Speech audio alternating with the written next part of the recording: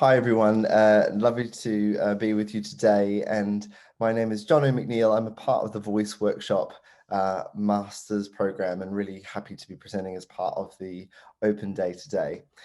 So my presentation I will just share with you now, and as you can see it is called Artistic Development in an Ever-Changing World, and this has been very much a part of my research. I'm just going to take you through a bit of what I've been doing with this particular direction of study. So just to start off with my professional context, what I do, I'm a vocal coach, and I have been doing it in lots of different capacities over the last couple of decades, but my current kind of main job is working on TV shows. So I work as a vocal coach behind the scenes very much, but preparing singers for television performances.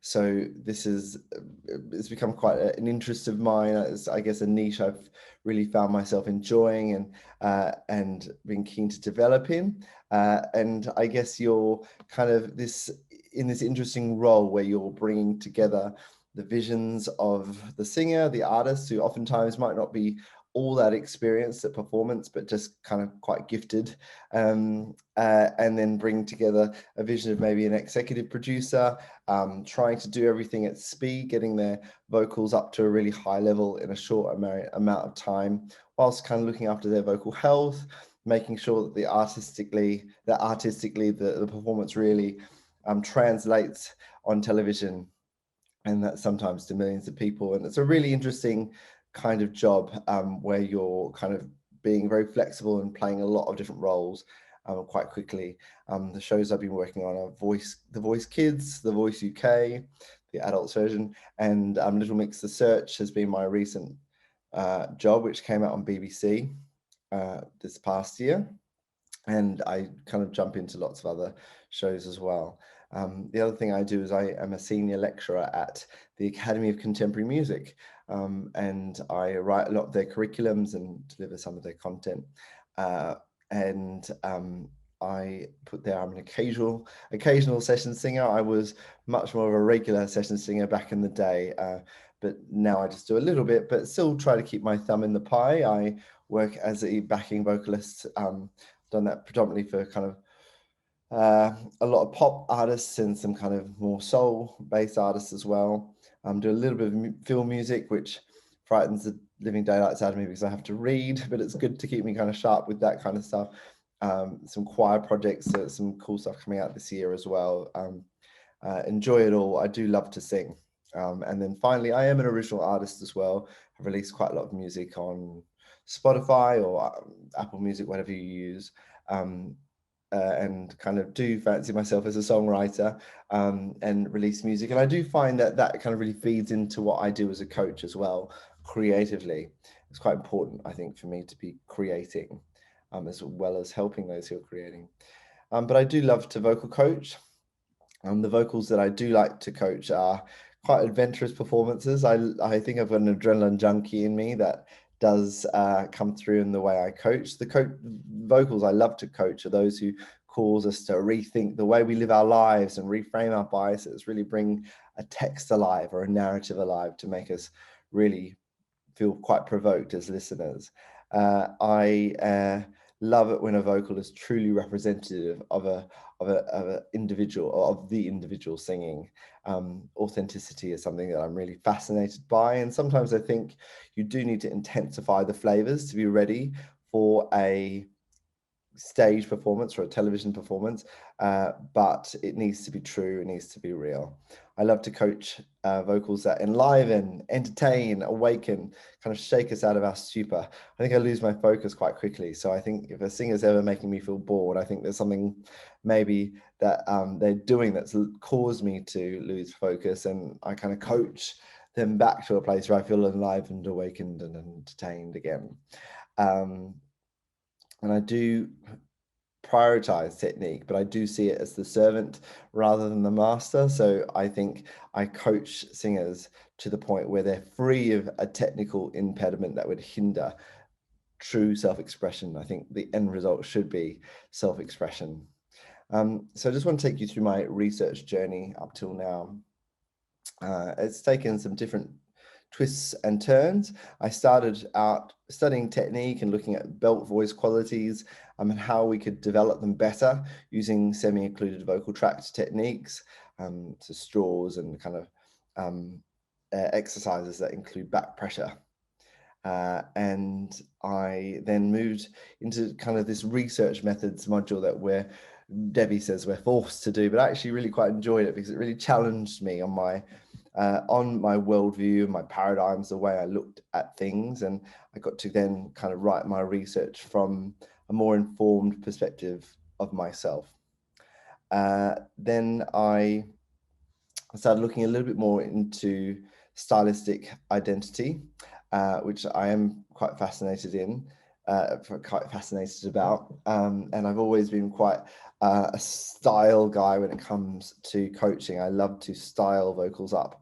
And I looked at young Black female artists out of the States. I looked at 5 different female artists who were all making really innovative music, and all the releases that I did look at were had come out within the last 5 years.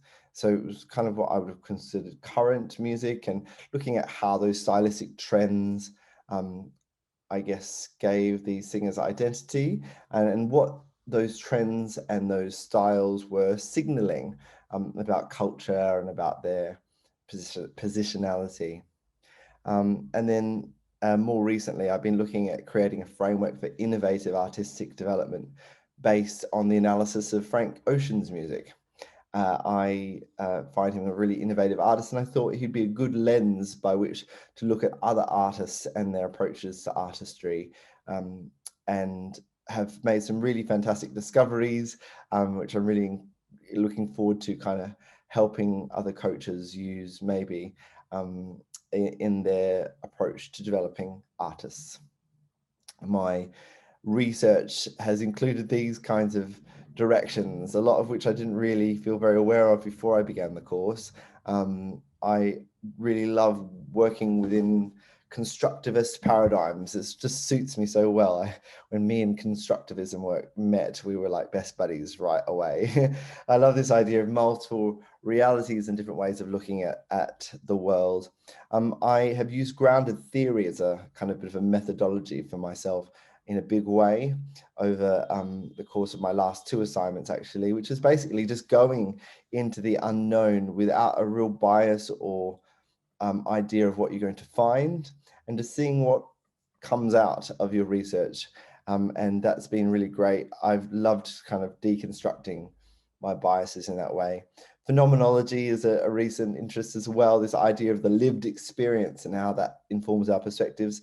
Grey literature, there's been some amazing academic literature that's helped me with my research, but also I've discovered that there is lots of stuff out there that's not necessarily academic literature that's peer reviewed, but actually is very, very valid in our exploration of style and authenticity in artists. And I've wanted to kind of include that in my papers.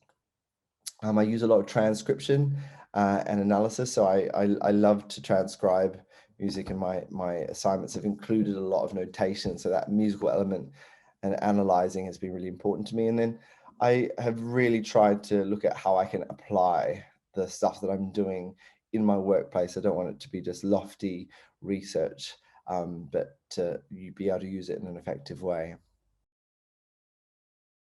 So just to kind of bring us into land, moving forward with my research, what I hope to explore further is just continue to explore the mechanisms and frameworks for intensifying identity and authenticity in artists. I want to keep using this stuff to fashion pop songs, both in the studio and live, to help listeners engage with their human experience more deeply. I think that's so important. Interested in looking at how the street artist Banksy parallels with some of the provocative artistic approaches of contemporary commercial music artists. And Finally, I just really am keen in my upcoming projects to create a space for collaboration with those who are involved in the discipline of artistic practitioner research. I think this is an important next step for my research, and perhaps pushing artistic practitioner research maybe even further. I love this quote: "The fundamental role of education is to nurture students' potential to discover the core of who they are as human beings through music." I think that needs to be kind of leading the way when it comes to artistic development and artistry, how we're understanding ourselves better and how the mechanisms we're using helping that end. I'm growing a lot. I'm growing with my writing. I think I'm becoming a better writer.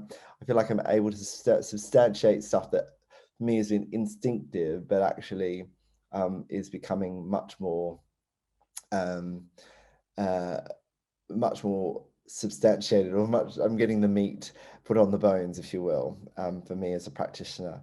Um, I'm losing the fluff. I'm gaining the nub. I'm getting less fluffy. I love fluff though, but I'm getting a little bit more to the point, I think, of what I'm about. I'm gaining a deeper understanding of what makes me stay in love with music, and also acquiring the kind of abilities, I think, to help other people understand what they love about music, to kind of spur them on, keep them inspired. And I just finished with this quote here today: "Art should comfort the disturbed and disturb the comfortable." I think this is kind of what excites me about artistic development and artistry.